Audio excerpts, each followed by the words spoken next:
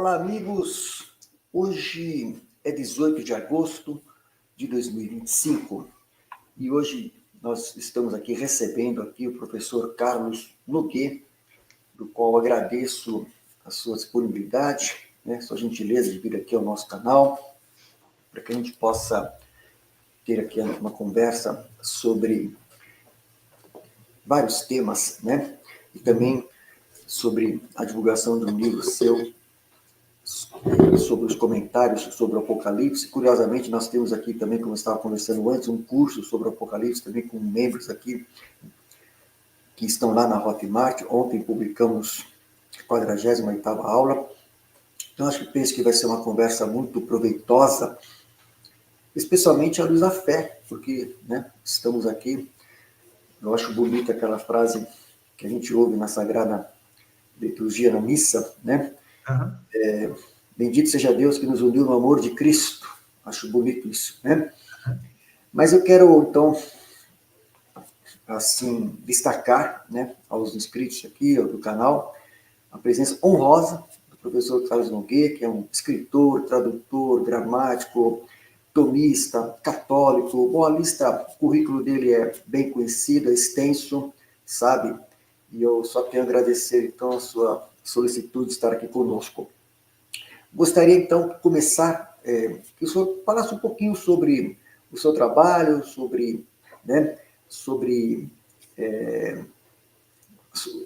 no momento atual, como é que estão as suas atividades, e gostaria que o senhor desse uma palavra inicial, tá, de apresentação, e depois a gente volta aqui para discorrer sobre temas dentro dessa série que eu tenho feito aqui, A Barca sobre a Tempestade. Muito obrigado, com a palavra. Então, o agradecimento é meu e a honra é minha estar aqui, Muito obrigado mesmo, professor. Bem, eu sou um católico tardio, eu só me converti aos 48 anos, Ou seja, bem tarde já na vida. Sempre tive atividade intelectual, mas, como eu digo, sempre por o mal, Eu era um ateu, depois tornei-me agnóstico e, aos 48 anos, me converti, Já me converti para a missa tridentina. Já foi este o caminho da minha conversão. Então, eu gostaria que o senhor falasse um pouquinho sobre como é que foi esse processo de conversão, o que foi influente, o que foi decisivo, como é que foi esse encontro pessoal com Cristo, como é que foi essa história? Eu gostaria que o senhor partilhasse conosco isso, que eu penso que é relevante. Quando eu tinha, 42 anos, eu me juntei com uma moça, de 34 anos. Ela era católica, mas pecadora como eu, Tivemos uma união não matrimonial, não sacramental, E ela sempre querendo me converter e casar comigo, eu sempre negando, Sempre foi isso. Até que um dia ela apareceu com câncer, um câncer grave. Tínhamos quase certeza de que não duraria muito. E neste processo é que eu me converti. Eu não saberia explicar com todas as palavras o processo de conversão, mas foi aí. E eu me casei com ela, finalmente, no rito tridentino, matrimonial tridentino. E, a partir de então, eu transferi da morte dela. Ela morreu 2 anos depois. Que 2 anos? Morreu 7 meses depois do casamento, 6 meses. E aí eu mergulhei no tomismo, Comecei a estudar filosofia. Eu já tinha, como eu disse, eu sempre fui muito estudioso, sempre produzi intelectualmente, mas para o mal, Agora eu transferi a capacidade, se é que eu a tenho, para o lado, sobretudo, de Santo Tomás. Santo Tomás, não só ele, mas Santo Tomás, Aristóteles, Platão, um conjunto de leituras consolidaram muito a minha fé. Era uma fé difícil, porque depois de 48 anos, eu não sou de família cristã, depois de 48 anos de ateísmo e agnosticismo, é quase impossível você não vacilar na fé no início, Mas a leitura, o estudo, me consolidou muito a fé, né? Então, eu passei quantos anos? Sei eu, 15 anos estudando, estudando, até que, sem planejar, isso não era planejado, eu me senti com vontade, com capacidade para escrever livros e lançar cursos online, né? Então, eu tenho uma plataforma hoje de cursos, isso já desde 10 anos, 12 anos, uma plataforma de cursos, com cursos variadíssimos. Tem o curso de 265 aulas, tem o curso de 12 aulas, varia, né? É multidão de cursos, mas o meu gosto mesmo são os livros, né? Este ano vão completar-se 12 livros, né? Alguns dos quais, boa parte dos quais muito volumosos, né? Então, na velhice, eu ganhei uma produtividade impressionante, né? Isso deve ter que ver com a fé, com a graça, com essas coisas, obviamente, e é a minha vida hoje, né? Hoje eu dei aula há muito tempo numa pós-graduação, já convertido, dei 10 anos, 12 anos de aula numa pós-graduação itinerante pelo Brasil afora. Eu já parei com isso, já não viajo e praticamente não saio deste escritório que eu digo que é minha cela, né? É minha cela monástica. Fico aqui, leio, escrevo, estudo, isso o tempo inteiro, né? Meu filho já saiu de casa, já estava cursando universidade, ou seja, aquela parte mais difícil de criança, de adolescente, já passou. Então, é isso. Hoje eu me dedico a isso, né? E este meu livro, Comentário ao Apocalipse, né? É talvez minha obra magna, né? Assim, a obra mais ambiciosa. Depois eu falarei dela, né? Mas este ano lancei também um livro de lógica de 700 páginas, do verbo mental ao verbo escrito, e ainda lançarei este ano uma série de questões disputadas, cujo título geral é De Deus e da Criação, né? Acerca de Deus e da criação. E tem outros projetos, etc. Então, eu creio que até o ano que vem terei uns 15 livros publicados, né? Mas eu já estou velho, né, professor? Ou seja, aos 73 anos, a Ditacu já pode vir a qualquer hora, né? Então, hoje o pessoal está chegando a centenário aí, né? O Kissinger aí foi 100 anos, Jimmy Carter 100 anos, ou esse povo chega a 100 anos. Eu já estou no lucro, porque minha família não é longeva e toda já morreu. Eu não tenho mais família, quer dizer, tenho a minha esposa, meu filho, etc., mas já não tenho família. Então, eu já estou no lucro, eu já passei longe da média da minha família, já estou no lucro. Mas, enfim, eu estou com a saúde bastante boa, aos 73 anos, já tive um momento ruim, e por isso essa produtividade. Como eu não saio de casa, não tenho de dar aula fora de casa, minhas aulas são gravadas, eu fico em casa, trabalho. Minha esposa também é professora, também dá aula online, também escreve, então não há conflito doméstico e eu posso me dedicar a isso 24 horas, é impossível, mas muitas horas do dia, né? Eu escrevo bastante, eu escrevo 6, 7 horas por dia, né? Então, isso resulta numa quantidade razoável de livros, né? Maravilha. A velhice eu sempre tive essa impressão, sabe? Isso desde jovem, né? Desde os 20 anos, que a velhice é a melhor fase, né? Eu conheci vários intelectuais, quando eu tinha 20 anos, conheci vários. Eu sempre gostei de conversar com pessoas mais velhas, mais idade. Eu moro aqui no interior, nas montanhas. Eu também, na montanha. É uma cidade pequena, então tem muitos idosos, tem muitas pessoas centenárias, quase centenárias. Olha só. Eu sempre gostei de conversar, e a gente faz aquelas perguntinhas básicas. Como é que você chegou? Outro dia mesmo, agora, eu fui visitar uma amiga nossa aqui com 90 anos. aquela perguntinha, qual o segredo da coisa? E são coisas básicas, coisas simples, sabe? Você está em atividade, você ora et labora, lema de São Bento, etc, etc. E depois de uma certa experiência de vida, então essa fase é a fase que a gente tem a oportunidade de, sabe, de ter uma melhor produtividade, etc. Então isso é muito positivo. Agora, quando o senhor teve a sua conversão, Sim. já tardia, né? Quando o senhor teve a sua conversão já tardia, aí eu fico pensando numa coisa que é assim, hoje, vamos supor, uma pessoa que não é católica. Então, eu fico pensando assim, uma pessoa que não é católica e, bom, tem aí o seu encontro pessoal com Cristo e se converte. Aí ela se depara com uma igreja com a pior crise da sua história. Nossa Senhora! Uma coisa que a gente fica assim, sabe? Aí ela vem com tudo, vem com toda aquele ardor do convertido e ela encontra uma igreja, sabe,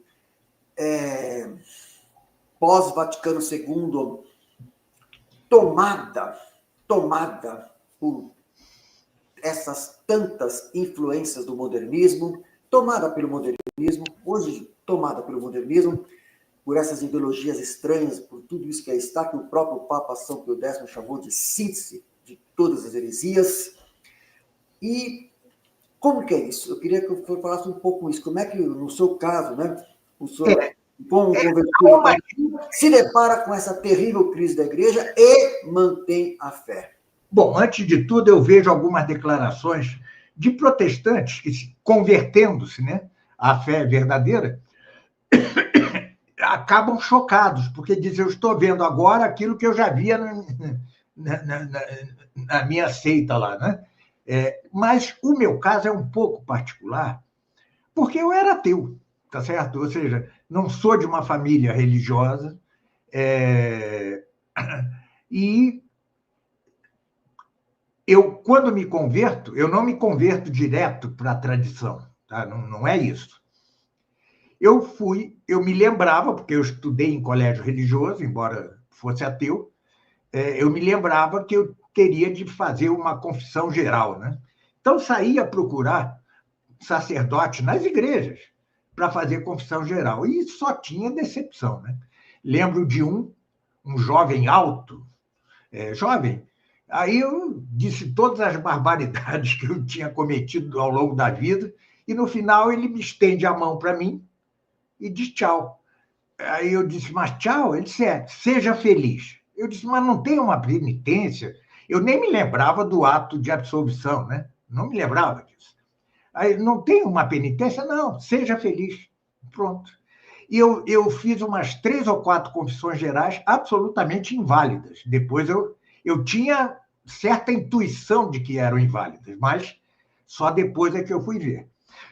Depois eu comecei a ir à missa no Mosteiro de São Bento do Rio, porque eu estudei no Colégio São Bento do Rio, né? Eu estudei no Colégio São Bento. Eu fiz pós-graduação no Mosteiro de São Bento, lindo mosteiro, as missas lá. Então, e eu fui lá e era uma missa nova, rezada em latim, tá certo? Com um canto gregoriano, tá? Então, eu achei aquilo espetacular comparado com as outras missas que eu tinha visto. Eu tinha ido a uma missa carismática de 4 horas de duração, uma coisa absurda, assim, sabe? Cheia de falsos milagres, etc. Bem, aí eu fiquei ali. Até que um dia alguém disse assim, vamos a uma missa em latim? Eu disse, não, mas eu já vou. Não, mas é diferente e tal. Aí me levaram numa missa tridentina. E eu levei um tempo para conseguir distinguir uma coisa de outra, tá certo? Mas o fato é que eu ter sido ateu,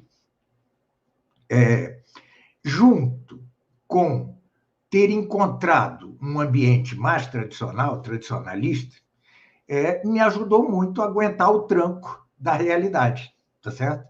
Me ajudou muito, porque eu já sabia onde estava pisando, tá certo? Depois do choque inicial, que foram aquelas confissões inválidas, né? E de missas absurdas, passando pelo meio termo, que foi a missa em latim nova, mas em latim no São Bento, do Rio. Aí a transição foi relativamente tranquila e eu já sabia onde estava pisando. Mas, como eu sempre fui assim, muito voltado para o intelectual, etc., para o estudo, o que me segurou mesmo foi o conhecimento de Santo Tomás de Aquino. Eu lembro-me que, com o padre que me estava formando, né, eu disse uma vez no carro, disse-lhe uma vez no carro, se Aristóteles e Santo Tomás dizem que Deus existe, quem sou eu para negar? Então, foi um ato de humildade, que deve ter sido movido pela graça, é um ato de humildade, mas veja por esse viés, né? O meu viés era muito teológico, intelectual, né? Santo Tomás me deu o esteio necessário para não vacilar na fé. Como já disseram, e eu repito sempre isso, o padre Calderón, da Argentina, diz isso, ser tomista, aderir a Santo Tomás, é encontrar a paz na ordem, tá certo? Porque você ordena, quando você faz do tomismo a sua forma mentis, né, a forma da sua mente, você tranquiliza-se, tem certa paz, uma paz na ordem, né? A ordem ajuda muito. Há um episódio que quem me contou foi aquele Martim Echavarria, né? Um psicólogo famoso, né? Foi lançado, vários livros seus foram lançados pelo Centro Dom Bosco, etc. Bom, uma vez ele me contou, pessoalmente, no Rio de Janeiro, que um esquizofrênico nos Estados Unidos, tá? Começou a ler Santo Tomás e começou a controlar a própria esquizofrenia, né? E que chega hoje, não sei hoje como está, mas na época que ele escrevia artigos, etc. Ou seja, veja a capacidade do tomismo até num caso extremo, que é a esquizofrenia, né? Um homem controlado que, quando ia para a crise, ele mesmo se medicava, ou seja, tinha a paz na ordem, né? Ordenou a cabeça, eu sou doente, então eu me cuido, tal. Isso é fundamental. A paz na ordem é o próprio, aquilo mesmo que nos propicia o tomismo, tá? Sem nenhuma idealização, que quero dizer. A paz na ordem só na vida eterna, tá certo? A paz perfeita na ordem é quando você conhecer e se conhecer a Deus por essência, certo? Aí é a paz total, é a tranquilidade total, mas aquela paz que você pode obter nesta vida obtém-se ou por uma graça muito especial, por exemplo, um velhinho camponês que tem uma fé muito firme, tá certo? Que seja acumulado de graças, ele obtém também uma paz. Mas nós, os mortais aqui, que não temos tantas graças assim, etc., o tomismo ajuda muito, né? Ajuda muito a encontrar essa tranquilidade, etc. Então, para mim, foi um esteio, tá? Mas, veja bem, professor, eu passei 15 anos estudando isso. E olha que eu já tinha adestramento filosófico, né? Sempre, ainda que para filósofos errados, etc., para mim não foi difícil entender Santo Tomás, etc., mas mesmo assim foram 15 anos de estudo. Então, exigiu de minha parte um esforço. Esse esforço também ajuda na firmeza da fé, né? Porque você está envolvido naquilo, né? E a frequência dos sacramentos, né? Que são, o senhor sabe, veículos de graça, né? Os sacramentos são imprescindíveis. Você, sem a Eucaristia, sem a confissão, você é um nada, né? Então, esse conjunto de fatores, eu realmente, desde que me converti, eu não me lembro de ter tido um abalo de fé sério. Não me lembro. Pode ter ocorrido, né? Mas, se ocorreu, foi algo breve, assim, sabe? Passageiro. Agora, eu queria que você falasse um pouco sobre esse fenômeno, né? Esse fenômeno da infiltração do modernismo de uma tal forma que é algo assim impressionante. Como eu falei agora há pouco, São Pio X, ele faz um diagnóstico perfeito na Patiente dos problemas que estavam já no começo do século XX e apresenta os remédios. E a gente viu depois, quando houver teologia, com todo aquele movimento no meio acadêmico, e toda aquela preparação que vai dar no Vaticano II. Me recordo que o Papa Pio XII, em 1952, não, em 48, ele pensou em fazer um concílio, chamou alguns cardeais ali e falou assim, olha, faz um estudo aí conversa com o pessoal aí, vê o que vocês acham. Depois de 4 anos, em 1952, certo? Os cardeais chegaram para Pio XII e falaram, pelo amor de Deus, não faça isso porque vai ser a abertura dos Estados Gerais. Vai ser a abertura dos Estados Gerais.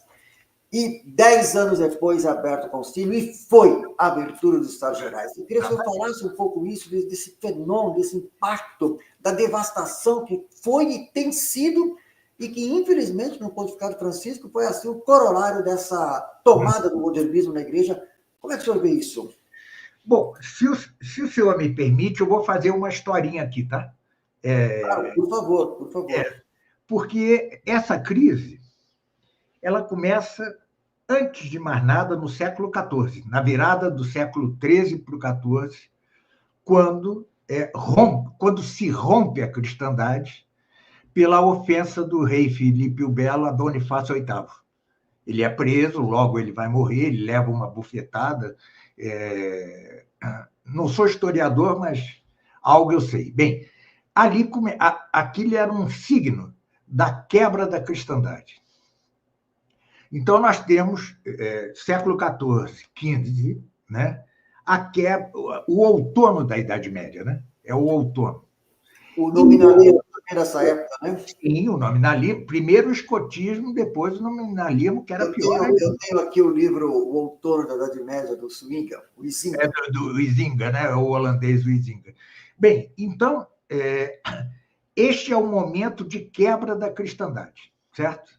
A cristandade vai se dissolvendo, e o senhor sabe que a igreja, sem o Estado, fica indefesa, né? Ou seja, a igreja não tem força. Quando se diz que a igreja mandava na Idade Média, não, mandava através dos estados, através dos reinos. E ainda assim era uma briga constante, quer com o imperador, a querela das investiduras, e isso, e aquilo outro. Nunca a igreja teve paz. Mas, afora as crises internas, como o século de ferro, né? Que foi o século X, XI, havia até lobby gay na igreja.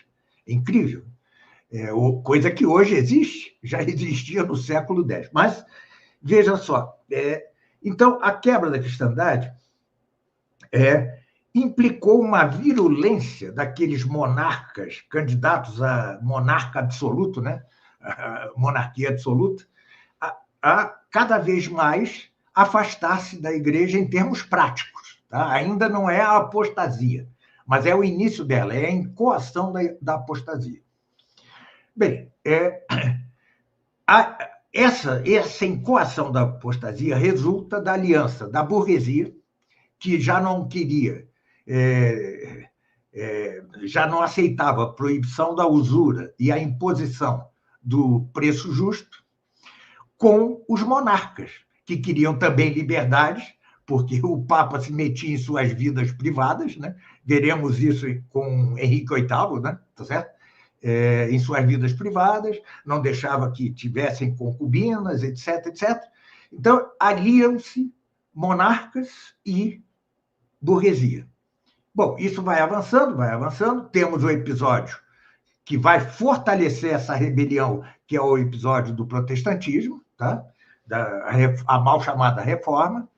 E, quando chegamos ao século XVIII, a burguesia se cansa dos monarcas absolutos e faz a Revolução Francesa. A Revolução Francesa é a Revolução Burguesa contra seu aliado, de outrora, que é a monarquia absolutista, e, de passagem, ataca a igreja também. É a separação radical entre trono e altar, separação radical, e aí começa a chamada apostasia das nações. Bom, isso não podia deixar de influir dentro da igreja, tá certo? Porque agora a igreja era uma cidadela sitiada, tá certo? Por todos os lados. Tá? Progressivamente, e isso cada vez mais. Imaginemos a situação de Pio XII, cercado de liberalismo, comunismo, nazismo, fascismo. Imagina a situação desse Papa, né? Bom, então isso vai progredindo até que o modernismo é o reflexo da vitória da Revolução Francesa dentro da igreja. É o reflexo. Direitos humanos, Declaração de Direitos Humanos, etc, etc. Separação entre igreja e Estado, ensino laico, divórcio, né? Relativismo. Hein? Relativismo. Relativismo, tudo isso entra de contrabando na igreja. Bom, como o senhor disse, o Papa Pio X, São Pio X, fez um frontal ataque a esta invasão. Tá? Mas ele ele não pôde excomungar todos os modernistas. Por quê? Porque é simples, deixaria a igreja numa situação sim, vazia, porque a quantidade de modernista era absurda. E, afinal de contas, a igreja é mãe. Ela não quer expulsar todos, ela quer que a maioria adira à verdade. Então, ele foi moderado nesse ataque. Os papas seguintes, Bento XV, Pio XI e Pio XII, eram doutrinalmente inatacáveis, mas não eram santos como São Pio X, tá certo? Fraquejaram nesse combate. Pio XI permitiu a esquerdização, digamos assim, do episcopado francês, tá certo? Pio XII se cercou de Bonini, etc. Todo o staff de Pio XII são as lideranças do Concílio Vaticano II. Então, o Concílio Vaticano II não deve ser visto, na minha opinião, como um cogumelo que surge depois da chuva, né? Não, é uma lenta marcha desde o século XIV, tá certo? E chegou uma hora. Os que tinham o encargo de resistir e tentar impedir que o Reno desaguasse no Tibre, já não eram tomistas perfeitos, tinham brechas. É o caso do cardeal Ottaviani, né? Tinha brechas.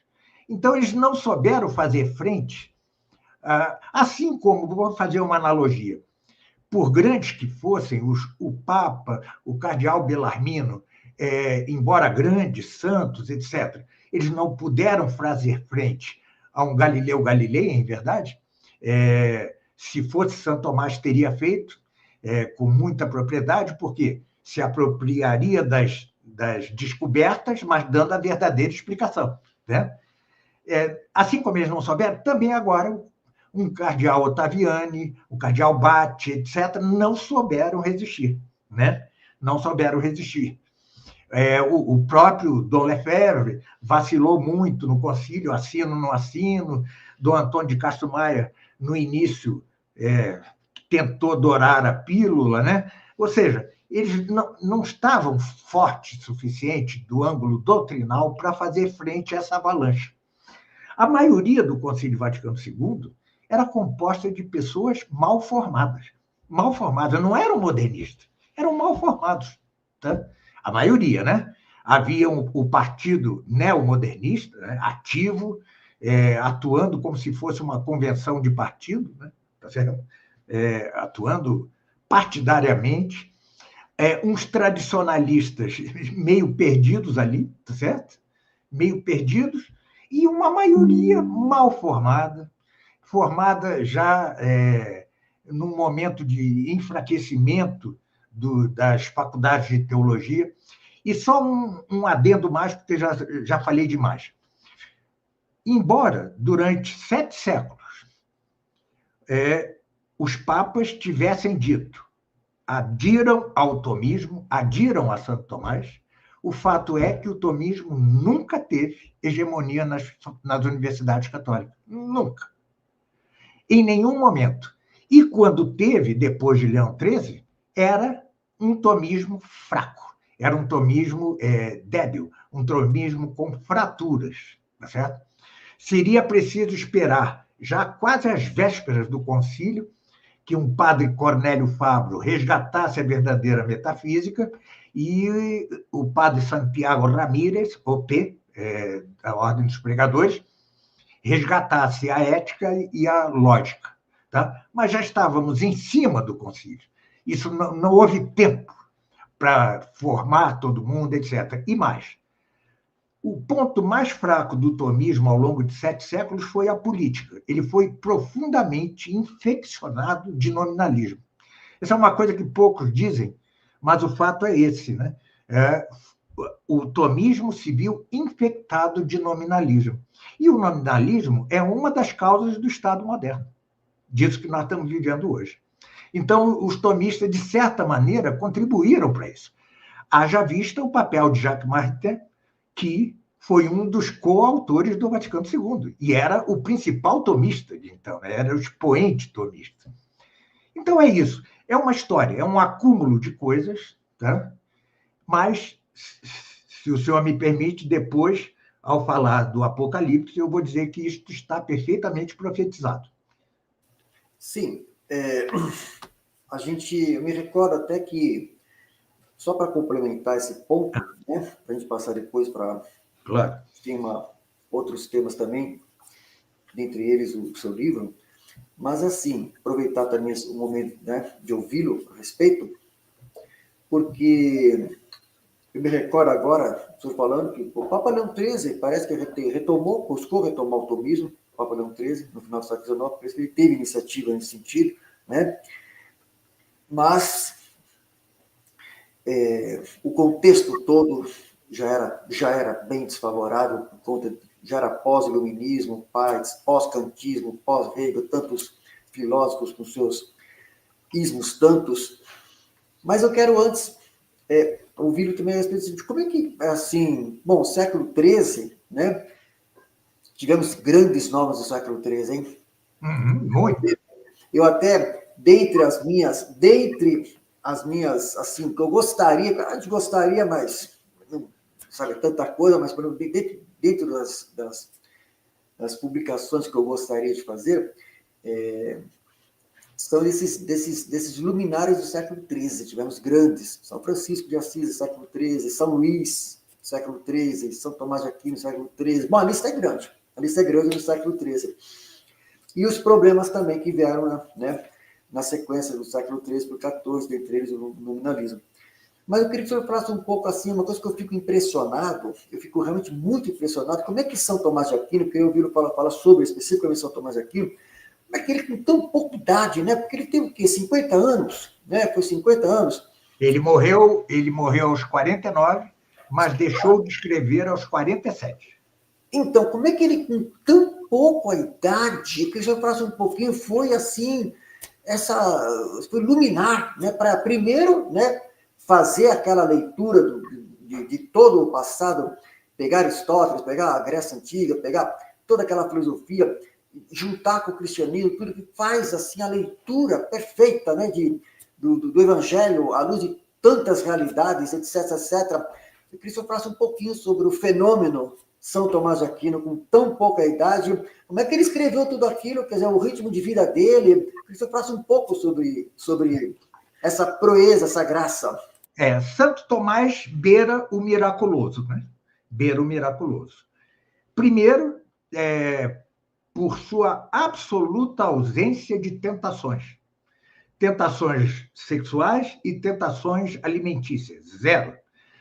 Os irmãos lá de religião que tinham de obrigá-lo a comer. Vai comer, para de escrever, vai comer.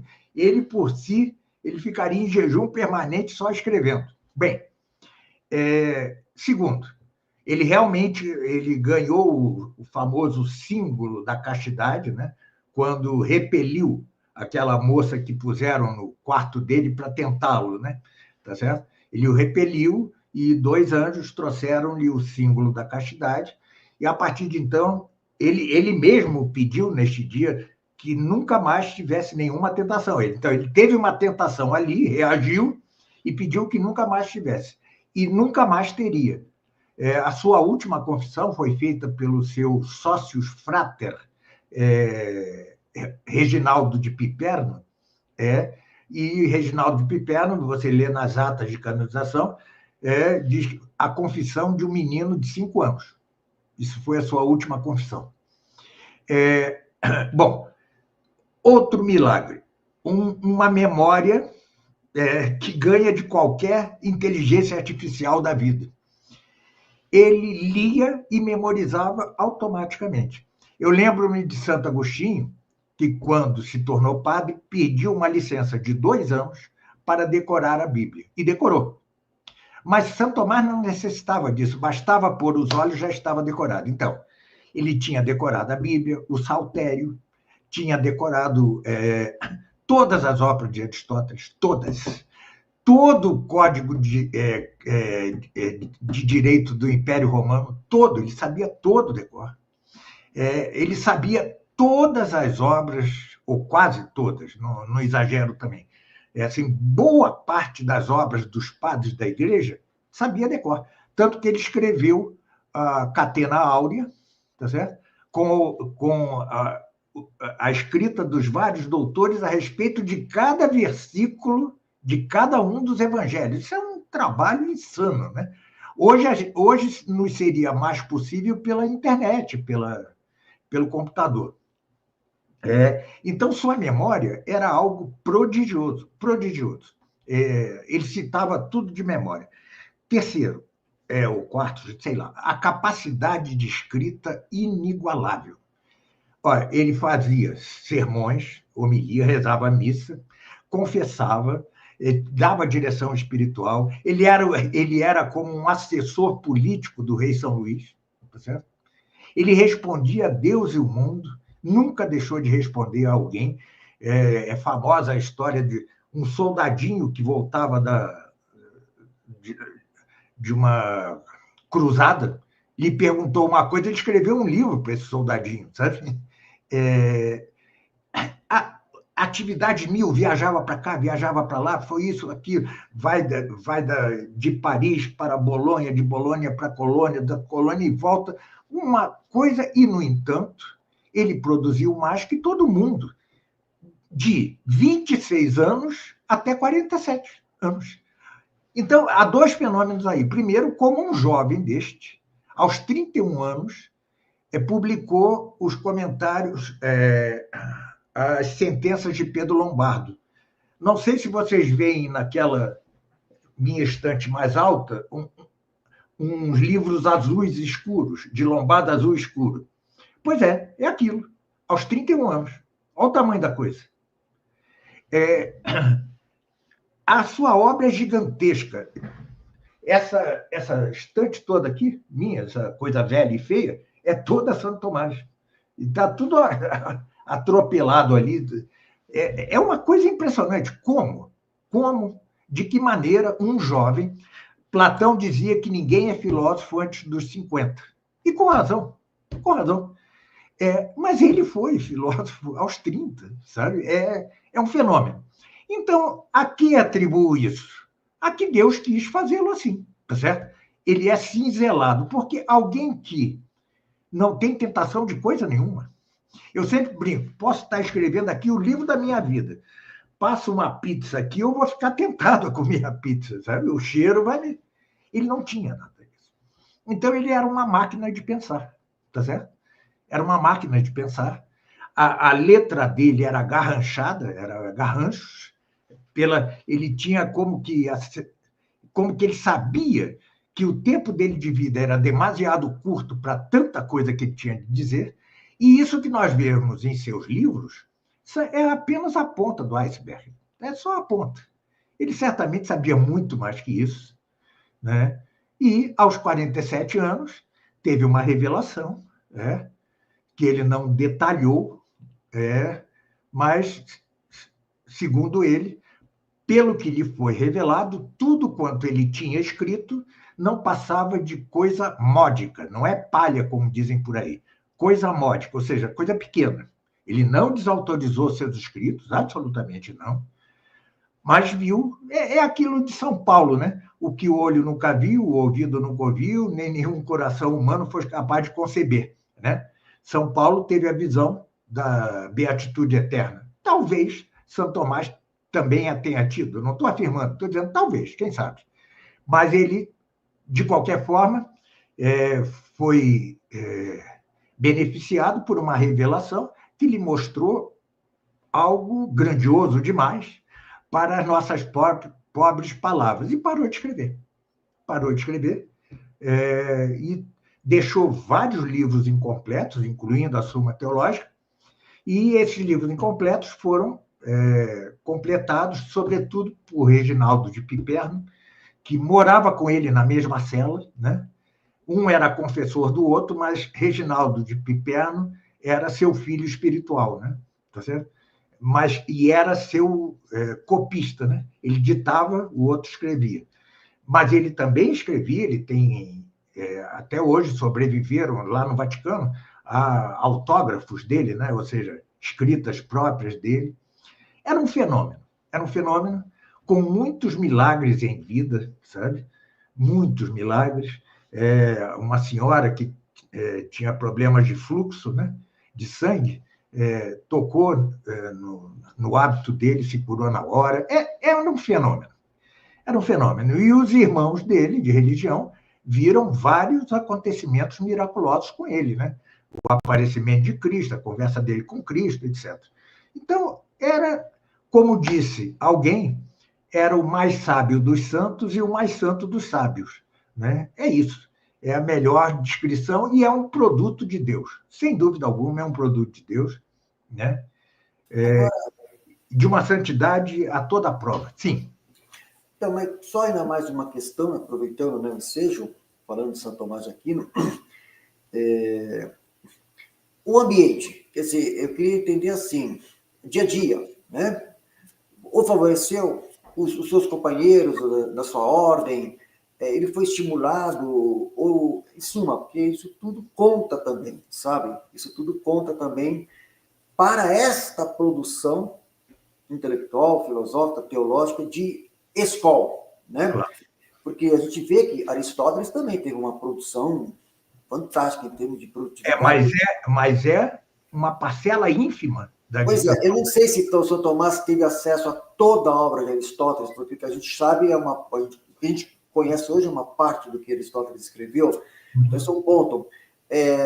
O ambiente, quer dizer, o dia a dia, tudo isso que eu falo, quer dizer, isso favoreceu, quer dizer, isso é uma outra coisa interessante. E mais uma outra coisa, na época, como o senhor sabe, né, haviam várias sumas, né, sumas disso, era costume fazer sumas, sínteses, e ele consegue fazer a síntese, né, ele consegue fazer assim, o entendimento da doutrina, da sã doutrina católica, sabe, isso que eu acho fantástico, né, ele entendeu bem a sã doutrina católica e fez a suma teológica, depois a suma contra os gentios, etc, etc.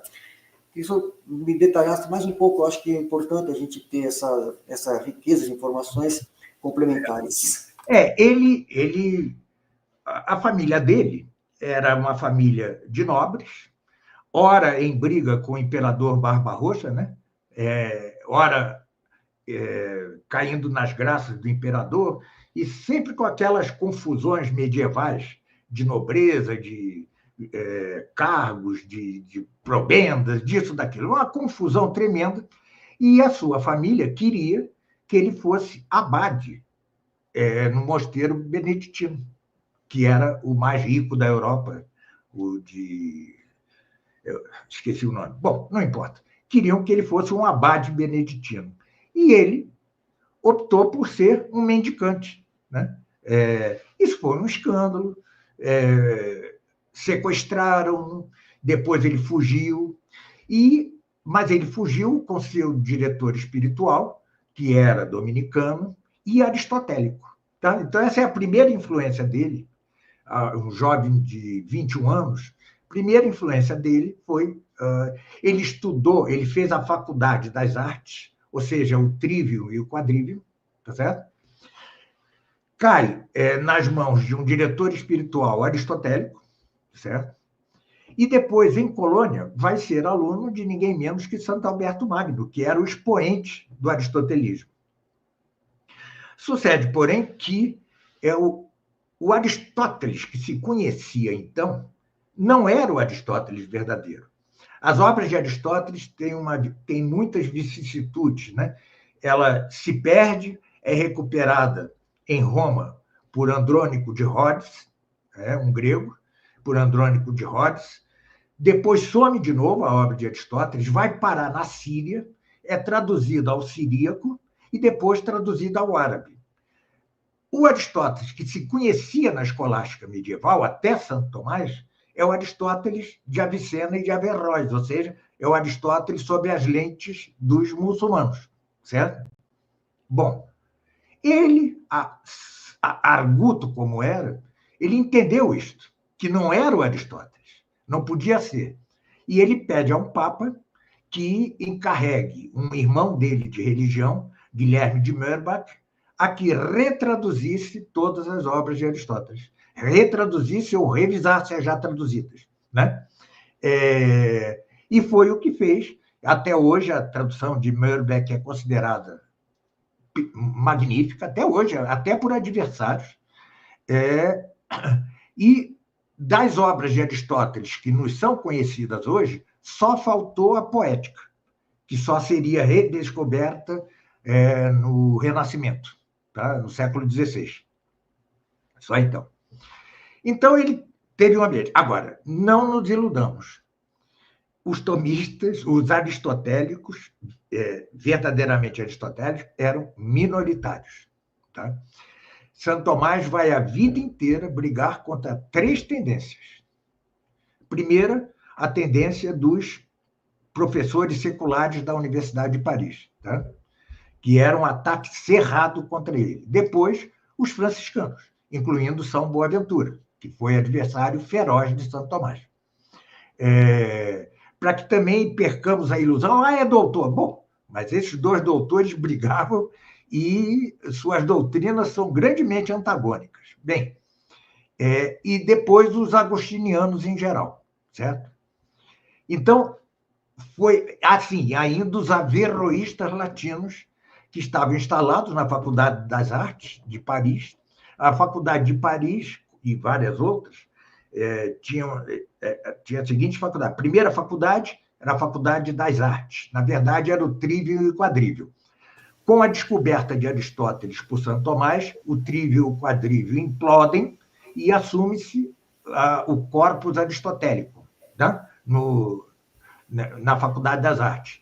Depois, aí o aluno escolhia as faculdades superiores, ou Direito, ou Medicina, ou Teologia. Tá? Essa faculdade foi a mesma do Pedro Abelardo, pouco antes? Como? Desculpe-me? Essa faculdade que ele estudou foi a mesma do Pedro Abelardo, que é um pouco anterior a ele? Não, o Pedro Abelardo não deu aula na Faculdade de Paris. Não foi... A Faculdade das Artes. Sim, isso que eu queria saber. Queria anterior, professor Tomás. Acho que não. Acho que não. Mas tudo bem, são detalhes. Acho que não. Okay. Mas, enfim, então, ele... Mas só mais uma questão, desculpa. Mas por que adversário do ponto de vista intelectual ou pessoal, essa diversidade? Não, intelectual. Disputas teológicas e filosóficas. Né? E São Boaventura, né? E pior, né? Quando morre Santo Tomás, faz-se Papa João XXI, que era um antigo adversário de Santo Tomás, chamado Pedro Spana, era um português, que era um nominalista avant la lettre, tá? Já era um nominalista, antes mesmo de Guilherme de Ockham. E, quando o bispo de Paris, Etienne Tampier, condena a doutrina de Santo Tomás, o Papa se cala. Não é que ele apoie a condenação, tá? Mas vários acorreram, incluindo Santo Alberto Magno, dizendo: senhor Papa, o senhor tem de reverter essa situação, mas não.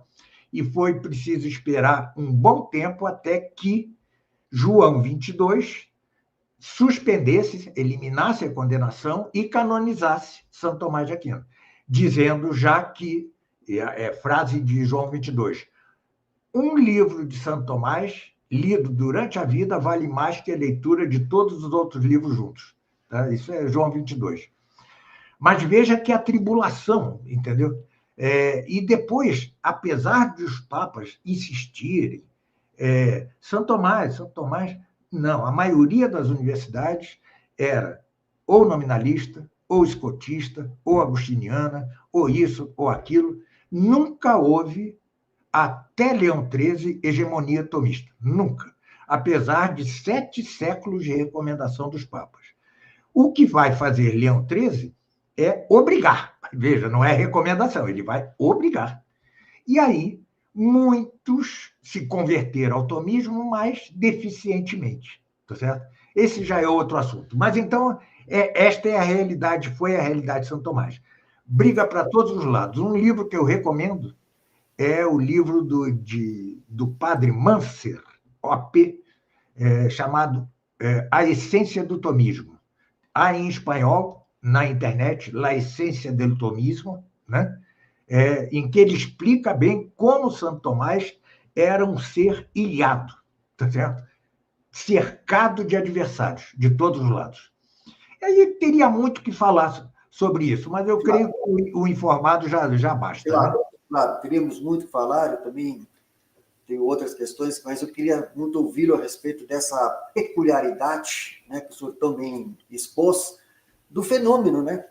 São Tomás de Aquino, é um fenômeno, né? Com tão pouca idade, produziu e fez uma obra de esplendor, de entendimento, de profundidade, que, bom, é para todos os séculos, etc. Né?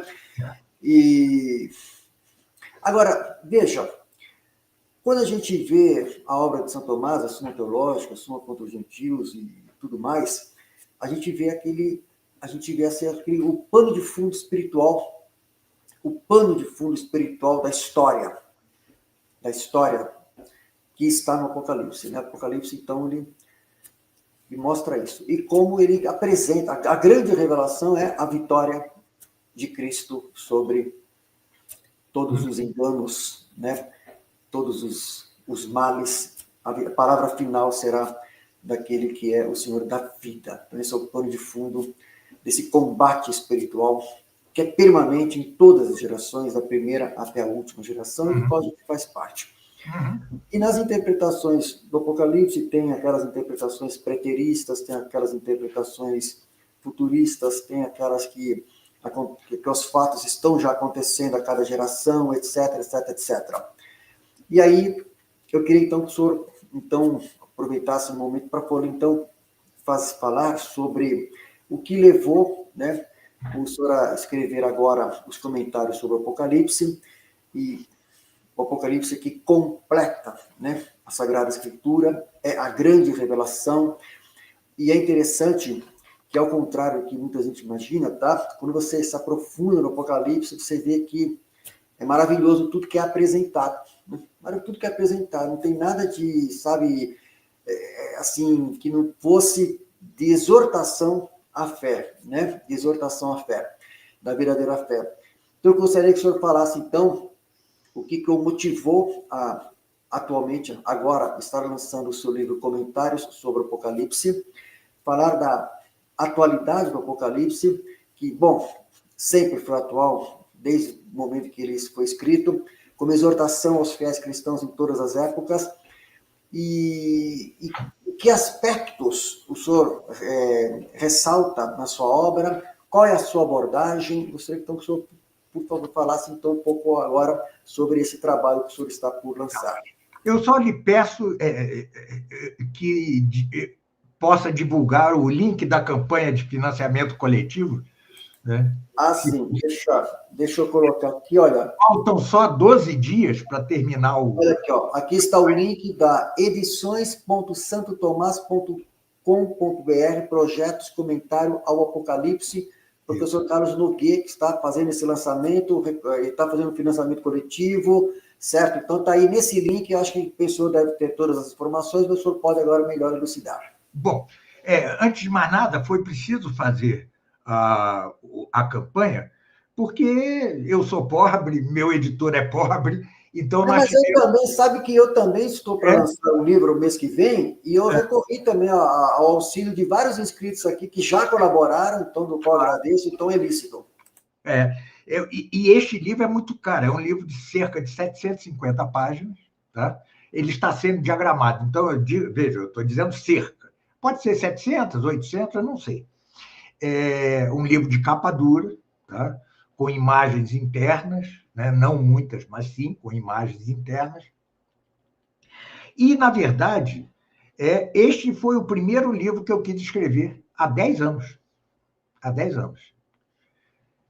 Eu me julgava com capacidade para tal, mas logo eu fui vendo que não tinha capacidade, que era uma responsabilidade muito grande para um leigo tratar assunto tão elevado, né? Eu sou um leigo, infelizmente não tenho mandato da igreja para escrever isso, ou seja, esse é um dos efeitos nefastos do Vaticano II, né?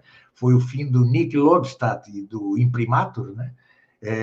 Então não passa por nenhuma censura. Então eu vi que eu corria um próprio risco, não risco tolo, mas risco com relação à verdade, de errar, né? Mas desde que eu me converti, foi meu livro de cabeceira, o Apocalipse. Desde que me converti. Foi paixão à primeira vista, tá? Eu tive algumas paixões à primeira vista na época da conversão.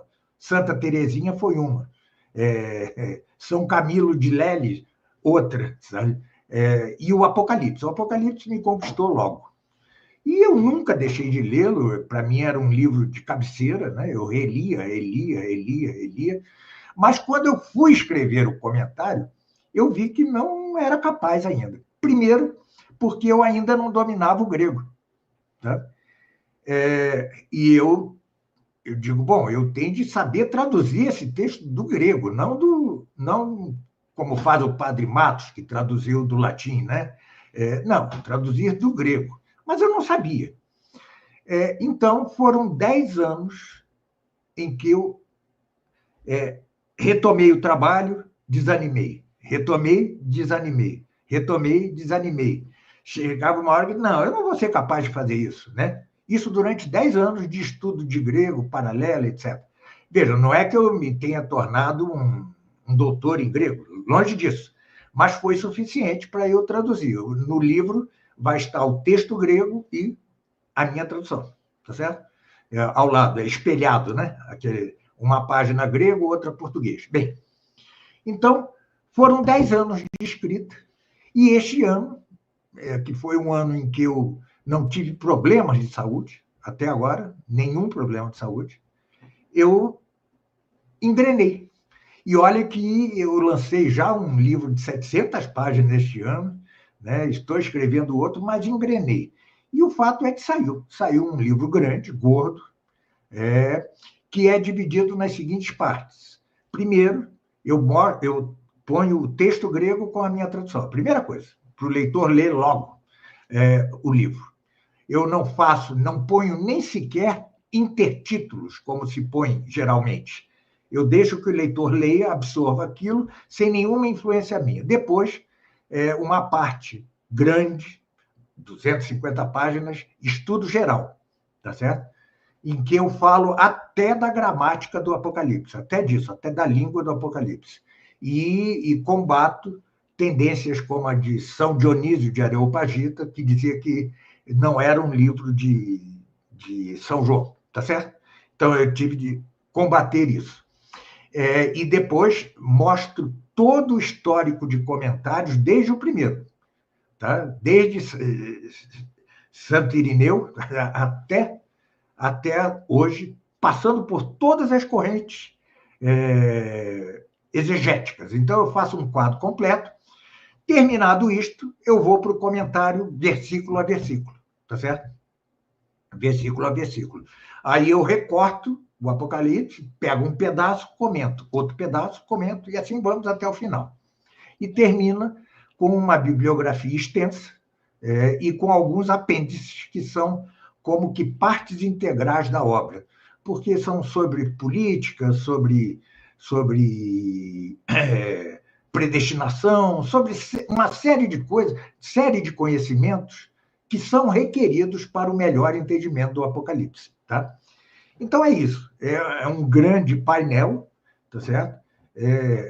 Até o último momento, minha mão tremia. Será que eu devo lançar? Será que eu devo lançar? Até que eu me convenci que sim, que devia lançar. E, como eu digo, já vou terminar, professor, como eu sempre digo... Não, fica tranquilo, pode, por favor, pode, fica à vontade. Há profecias, e ainda mais essa profecia tão imensa que é do Apocalipse, porque pega toda a história depois de Cristo, é da ascensão de Cristo até os novos céus e a nova terra, ou seja, é tão abrangente, ela só pode ser entendida à medida que se for realizando. Essa é a minha visão, tá certo? E é para isso que as profecias são feitas, para que a gente as entenda à medida que se vão realizando.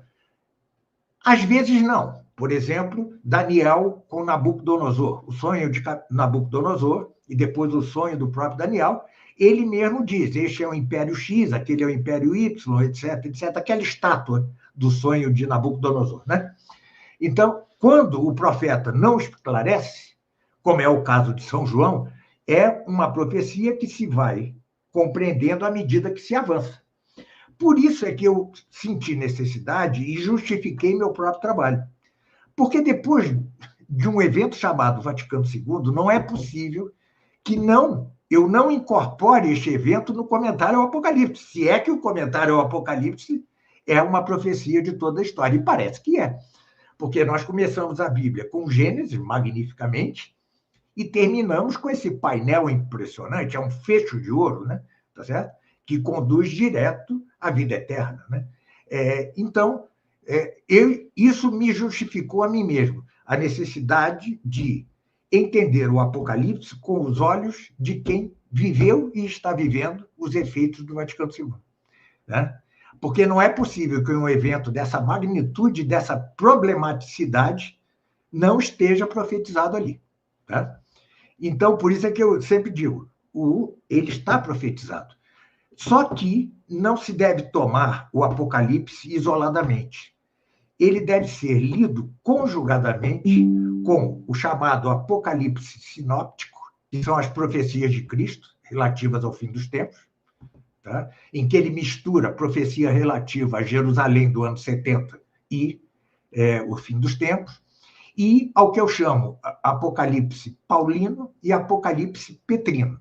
Tá? Então, é preciso juntar São Pedro, São Paulo, Cristo e o Apocalipse. Aí você tem uma visão de conjunto, e é o que eu faço. Né?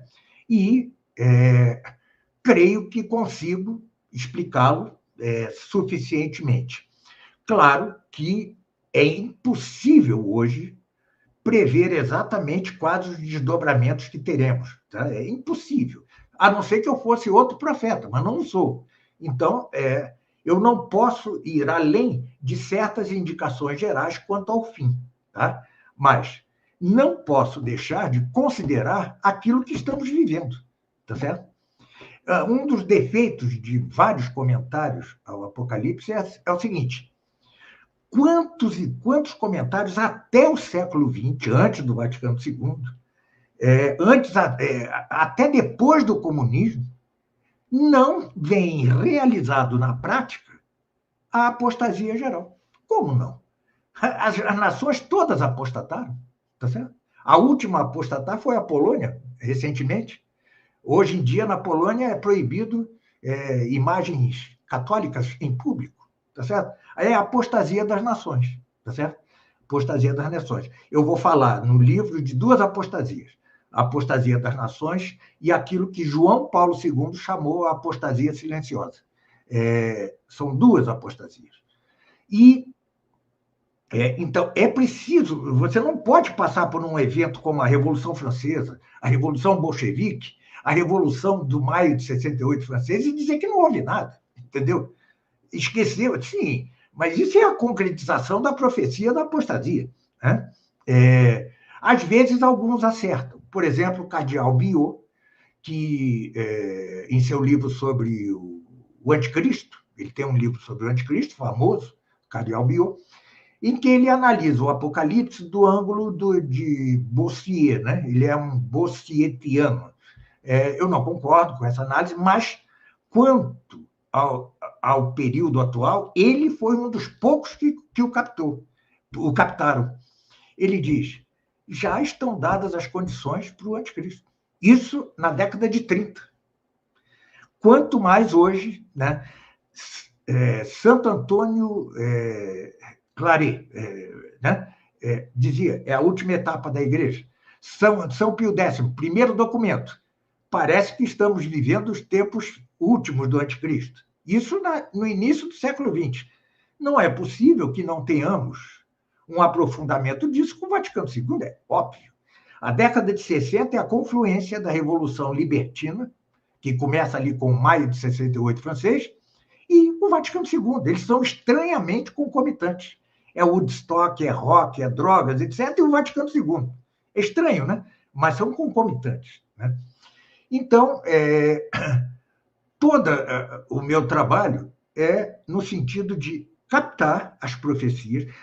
Uma das coisas que eu evito no comentário é tentar entender ou afirmar categoricamente coisas sobre cada imagem do Apocalipse. Isso é impossível. Sempre haverá o arcano, sempre haverá o mistério, porque, afinal, é uma escrita de Deus, né? Então, sempre vai ser-nos misteriosa essa ou aquela imagem. Então, em vários versículos, eu digo, olha, a opinião de fulano de tal é essa, de outra eu suspendo meu juízo. Mas eu vou ao que eu considero fundamental, que é o cumprimento das profecias. Que profecias são essas? São os sinais dados por Cristo para o fim. Quais são? Primeiro, todas as nações entrarem na igreja, como mostra o Cardeal Biot, já entraram. Tá? Todas as nações. Não se há de considerar nação a tribo lá do fundo da África, do Congo ou da Amazônia. Né? Todas as nações do gentio já entraram. 2, a apostasia geral já se deu.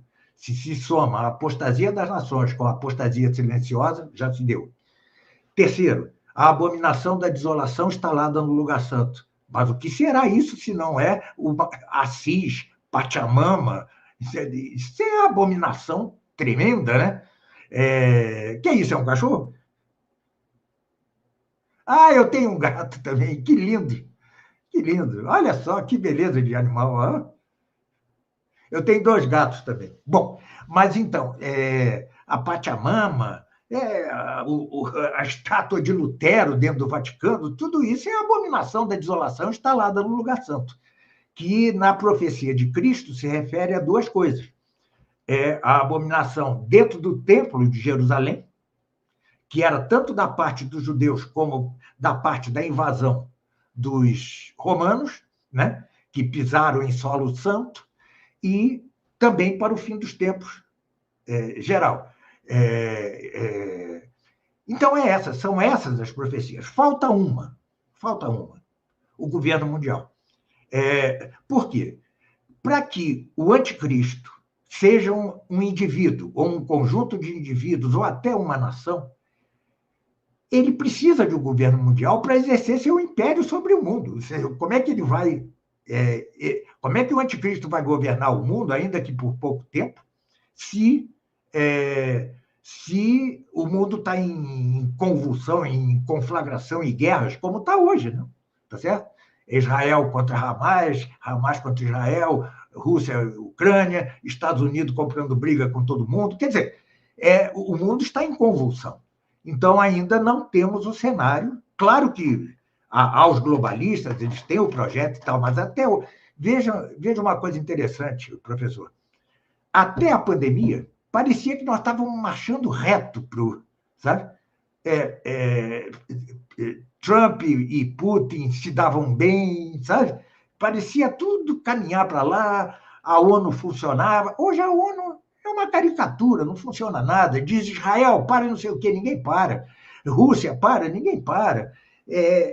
Então, hoje, nós estamos muito distantes desse cenário que permitirá a ascensão do anticristo. Então, qual é a minha visão geral, professor? Estamos na última etapa da igreja. Eu deixo para falar depois sobre as 7 idades da igreja, que o senhor me pediu, né? Mas eu já dou a minha visão geral. Estamos na última etapa da igreja, digo com Santo Antônio Maria Claret, digo com o Cardeal Biot, digo com São Pio X, mas não há nenhuma previsão para o fim. Tá? Ou seja, pode ser que Deus queira de nós este padecimento que nós estamos sofrendo hoje, que é um padecimento duplo, é um ataque do mundo e temos de nos defender da própria hierarquia da igreja, o que é uma coisa tremenda. Tá? Eu tenho um amigo que brinca sempre, ai, que saudade do Papa. Não é que ele seja sétimo-adventista, não é, mas acho que saudade daquele Papa que dava a doutrina, que nos dirigia, que não sei. Hoje não, é um vazio, né, de direção. Bem, então, estamos na reta final e, se houver restauração, e provavelmente haverá, é sob o anticristo. É sob o anticristo, tá? É sob o anticristo. Depois, nós temos três possibilidades. Uma, condenada pela igreja, que é o milenarismo, tá certo? O milenarismo foi afastado pela igreja, interditado. A outra é a restauração da cristandade, da igreja, depois do anticristo, tá? E a minha posição, que parece ser a de Santo Tomás, é que é imediato, tá? Com a igreja restaurada, com os judeus convertidos, tá certo? Já virá Cristo. Por quê? Porque se Cristo deu como sinal da proximidade do fim, a apostasia, a abominação da desolação, não sei o quê, como é que nós não vamos, então, estar próximo do fim se os sinais já aconteceram, tá certo? Alguns dizem, depois a fé esfria de novo. O que é isso? Uma nova apostasia? Então, Cristo não deu um sinal, deu dois? Né? Não me desce, simplesmente não me desce. Mas eu exponho todas as posições no livro, né? Tá? Eu exponho a posição do... Como é o nome dele? Aquele Emmanuel Andrés, né? Que é um francês, o Drama do Fim dos Tempos, né? Que também a do biógrafo de Santo Afonso Maria de Ligório. Eu dou a posição de todo mundo, embora já tenha condenado o milenarismo. Né? Eu não, foi a igreja que condenou, eu só repito. E então essa é a minha visão geral, tá certo? Geral, teria muito que falar, meu método de análise, porque eu identifico ali alguns tipos de simbologia no livro, né? Que eu chamo símbolo sintético, símbolo progressivo. Eu avanço num estudo da simbólica do Apocalipse, né? Mas tudo isso seria muito técnico para aqui, né? É preferível que a pessoa leia ao ouvir. Mas esse é o traço geral. E fico à espera do que o senhor vai dizer quanto à teoria do venerável Roshauser, né? Não sei se é assim que se pronuncia, né? Eu tenho bastante o que falar sobre isso também. Tá.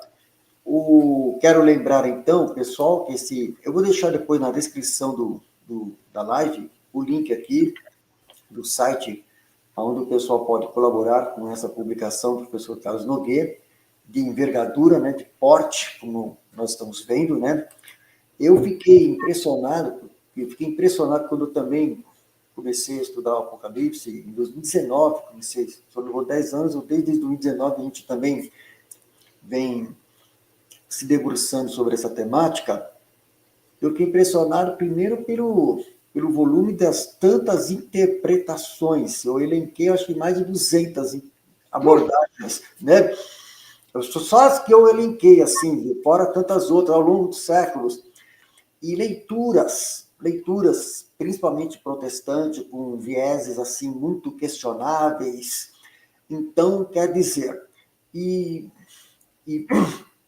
uma leitura com a base católica era o que eu estava buscando também.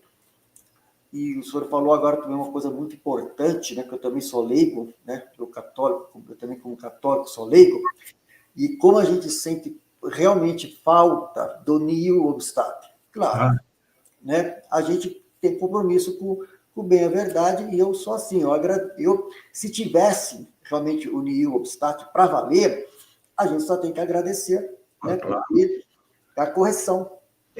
Seria uma garantia para nós, né? Sim, eu agradeceria que, eu sempre falo, eu agradeço aquele que me corrige, né? Olha, não é bem assim, tá?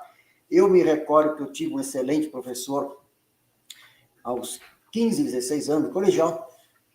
Uhum. O nome dele, Sérgio Carajoinas, grande professor de história, colégio público, colégio estadual, estudava lá, e ele era professor de história. Mas era assim uma sumidade. Qualquer assunto abordava, e olha, não tinha inteligência artificial, não. Era qualquer assunto abordava, e quantas vezes a gente conversava, né? E ele fazia a correção. Opa, não. Entendeu? Não, isso aí não é assim, não. E explicava, sabe? Então, eu achava assim ótimo, né? Porque a gente falava assim, e tinha um entendimento, e aí ia bem, a gente estava indo bem. Aí, de repente, falava alguma coisa, não, isso aí não. Aí você está confundindo, isso aí é outra coisa. E explicava. Então, quer dizer, o Neil Obstat era, né, não, isso aqui você tem que verificar. Se a minha base é a leitura católica. E aí, o que acontece? Dentre as tantas leituras feitas, eu quero ouvir a respeito, eu acabei achando interessante, né? Veja, interessante, por ser católico, a interpretação do Barthélemy Holzhauser. Barthélemy Holzhauser, que é do século XVII, então não é atual, certo? Então, é assim, você tem os preteristas, você tem os futuristas, você tem os historicistas, papapá. Eu, particularmente, agora uma questão particular, eu sempre achei que aquela visão de que a cada geração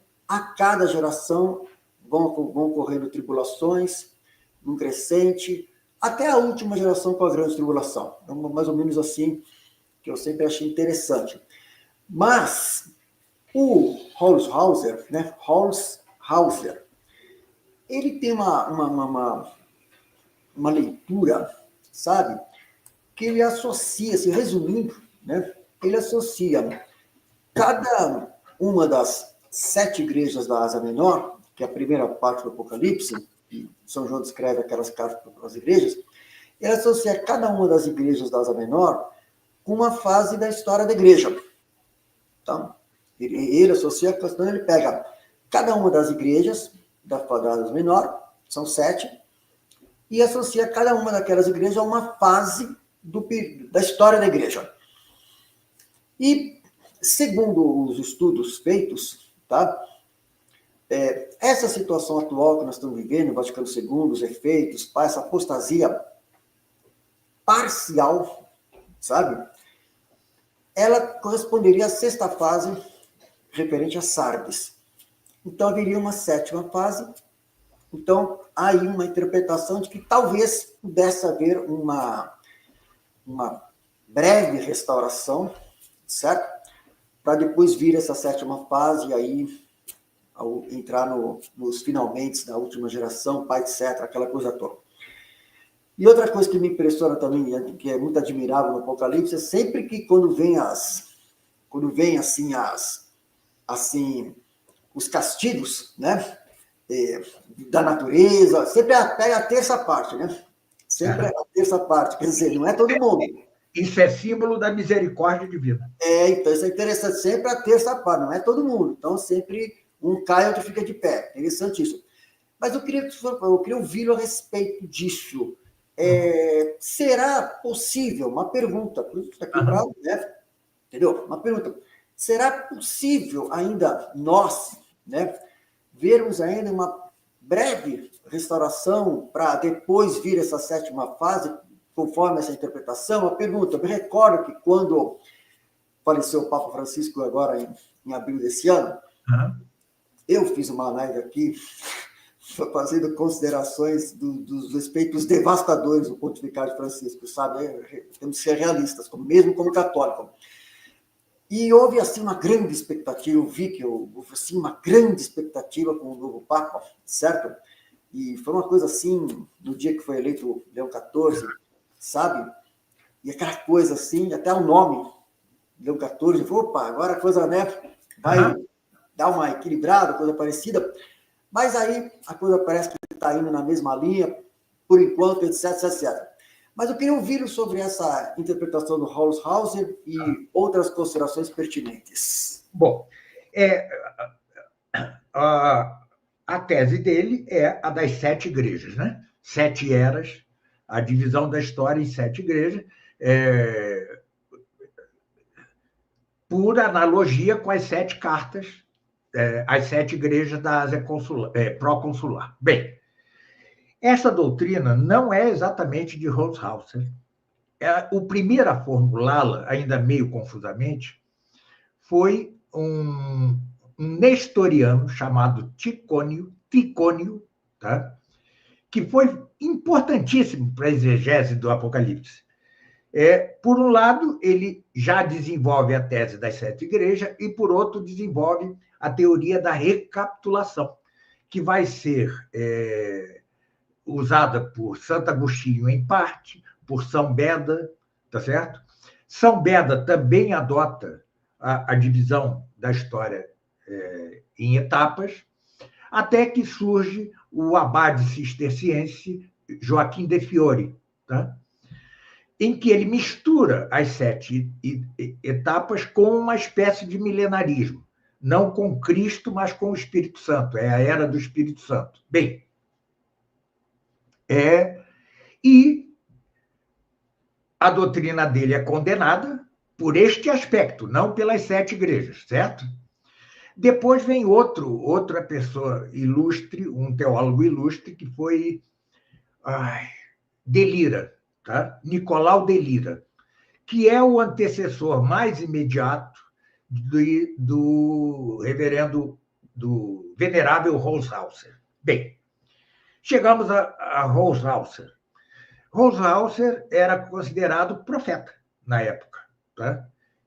Até o Papa, então, disse que aquilo eram profecias, etc. E só que ele termina, ele não conclui sua obra. Vai ser concluída no século XIX, se não me engano, por um discípulo dele, 18 ou 19, perdão, está lá no livro, não me lembro, 18 ou 19, e, segundo os cálculos do próprio Holzhauser, esse seguidor dele diz que o fim do mundo se dará em 1911, certo? 1911. Bem, esses foram os grandes expoentes da divisão da história em 7 etapas, mais ou menos de acordo com as 7 epístolas ou cartas às 7 igrejas da Ásia proconsular, né? Bem, qual é o problema que eu vejo nessa teoria? Bom, desculpem-me. O mais prestigiado comentador do Apocalipse no século XX é um dominicano chamado Padre Allot, tá? Dominicano. Ele vai ser importante na condenação do milenarismo. O Santo Ofício vai basear-se em seu livro, tá? É o livro com o qual eu debato o tempo inteiro no meu, sabe? É uma espécie de disputa com Allot. Bom, e Allot condena peremptoriamente a divisão da história em 7 fases, tá certo? Peremptoriamente chama isso fantasmagorias, tá certo? Bom, a minha posição é intermediária. Eu admito que possa a história dividir-se em 7 etapas. Mas qual é o problema dos que já o fazem? É que aquilo que eles fazem é redibitório. Isso é um termo jurídico para anulação de contrato, de compra e venda, etc. Redibitório. Por quê? Cada um divide a história até o tempo em que vive e dá uma data para o fim. E a coisa se anula e vai andando, e vai caminhando, vai caminhando. O último que fez isso não previu o Vaticano II, tá certo? E não é possível evitar a inclusão do Vaticano II na história do mundo. Tá? Ele é demasiado importante para Ainda que negativamente, ele é demasiado importante para... Bem, então, o que digo eu no livro? Não duvido que a história se divida em 7 etapas. Mas 2 coisas. Primeiro, não estou convencido da correlação com as 7 cartas. E isso eu explico nas próprias cartas. Tá? Não me parece que há essa equivalência que os defensores da doutrina querem fazer. Segundo, nós só podemos saber perfeitamente se pode dividir a história em 7 etapas e quais são elas com o olhar retrospectivo do fim do mundo. Olhando do fim do mundo, aí não haverá erro. Se é que se divide em 7 etapas, aí sim, retrospectivamente, eu tenho uma perspectiva retrospectiva, né? Tá certo? Agora, como não somos profetas, fica difícil, tá certo? Por isso, o redibitório. Cada um vai adiando. Veja, a doutrina de Hauser perdeu muito com isso. 1911 seria o fim do tempo. Mas sim, mas já estamos em 2025, né? Então, há esse problema. Além do mais, há um decreto do Quarto Concílio Ecumênico de Latrão, né, que proíbe determinantemente dar data do anticristo e do fim dos tempos. Engraçado que nem o Papa, que apoiou a doutrina de Roshausen, notou isso, né? Ou seja, esse decreto caíra no esquecimento, né? Tá certo? Então, a minha posição é intermediária. Eu não nego a possibilidade das 7 igrejas, das 7 eras, não a nego, mas prefiro não avançar em hipóteses e esperar o fim dos tempos, tá certo? Ou seja, entendi. Sei lá se eu vou ver o fim dos tempos. Bom, aí deixe-me só terminar para concluir. Claro. Aí é o seguinte: podemos ou não ter uma restauração? Para mim, como eu já disse, a restauração se dará sob o anticristo. Ou pouco depois. Por quê? Segundo São Paulo, Romanos 11, 11 e 12, capítulo 11, versículos 11 e 12, a conversão dos judeus fará que aqueles que se haviam entibiado na fé voltem ao antigo fervor. Tá certo? Isso me parece a indicação da restauração da igreja. Tá? Ali pela época da conversão dos judeus. Há uma querela em torno de se a conversão dos judeus é antes da morte do anticristo ou depois. Né? Santo Agostinho admite as 2 possibilidades, mas prefere antes. Eu prefiro depois. Mas, seja como for, parece que a restauração vai ser por ali e eu creio que logo depois se encerra o mundo. Já vem Cristo aqui. Então, aí o senhor me perguntou, poderemos ver a restauração? Não sei. Eu não sei quando vai ser o fim dos tempos. Né? Poderemos, no sentido, não, quando eu falei poderemos, não no sentido hoje, da nossa geração, mas ainda. Sim, não, mas com certeza. Porque uma coisa que é preciso ficar claríssima quando criticamos o Vaticano II, os papas que o seguem, etc., é que eles, embora defendam heresias, isso é inegável, eles não vão apostatar. Porque se apostatassem, ou seja, perdessem completamente a fé, as portas do inferno teriam prevalecido contra a igreja. E para que essa profecia de Cristo se cumpra cabalmente, é preciso que eles não apostatem, tá certo? Não apostatem. É preciso, na minha opinião, que o sacramento da ordem e a sagração episcopal sejam válidas, porque senão você termina a sucessão apostólica, tá certo?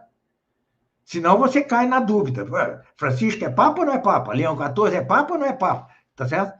É preciso afirmar peremptoriamente, segundo as decisões do Vaticano I, que tanto a ordenação reformada, né, como a sagração episcopal, embora precárias por muitos aspectos, são válidas, porque senão você teria interrupção da sucessão apostólica.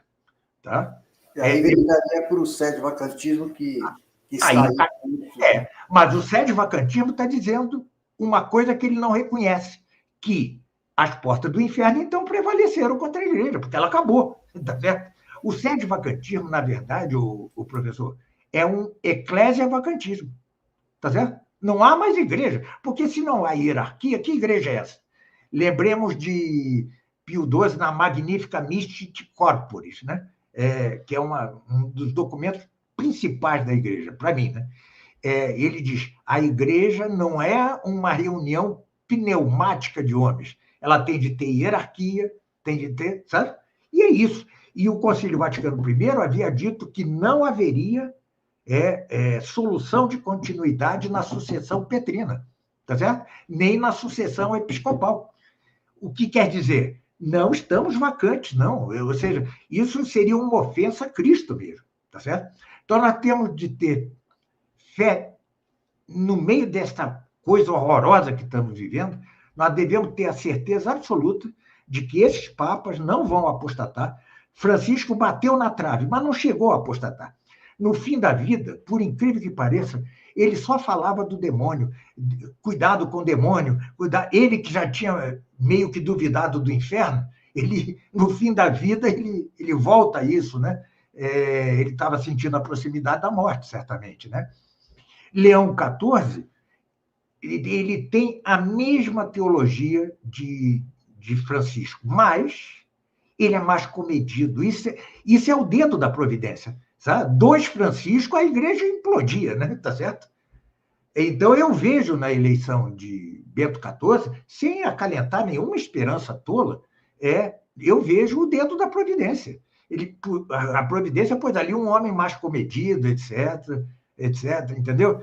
Pôs a mão no breque um pouco, né? Hein? Pôs a mão no breque um pouco. Ele freia um pouco.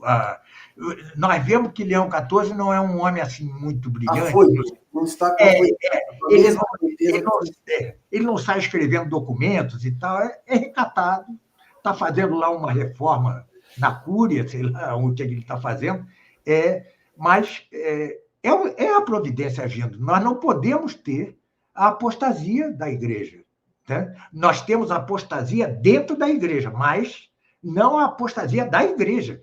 E se os nossos papas, os nossos bispos apostatassem, que quer dizer, em sentido próprio, a apostasia é a perda total da fé. Total. E desvinculação da igreja. Pronto, a igreja acabava. Tá certo? Imagina um papa dizendo: eu não sou mais papa. Tá certo? Esse negócio de Cristo é uma bobagem, etc. Como eu sempre falo aqui no nosso canal, a gente faz aqui toda uma reflexão sobre essa crise toda que está, mas é assim, eu sempre falo, sempre deixei claro, né, aqui para os nossos inscritos aqui, que não sou sede vacantista, sabe, não vou deixar de recorrer aos sacramentos, sabe, e para mim, sabe, é muito, muito, assim, presente, muito forte, muito determinante, a promessa que nosso Senhor Jesus Cristo fez, e todas as suas promessas são cumpridas, e que as portas do inferno não vão prevalecer. Então, eu gostaria para a gente encerrar, então, essa nossa conversa, de ouvir a respeito disso, passando para as suas considerações finais, e deixando essa palavra a partir dessa colocação. Qual o seu entendimento, né, dessa promessa de que as portas do inferno não prevalecerão? São duas.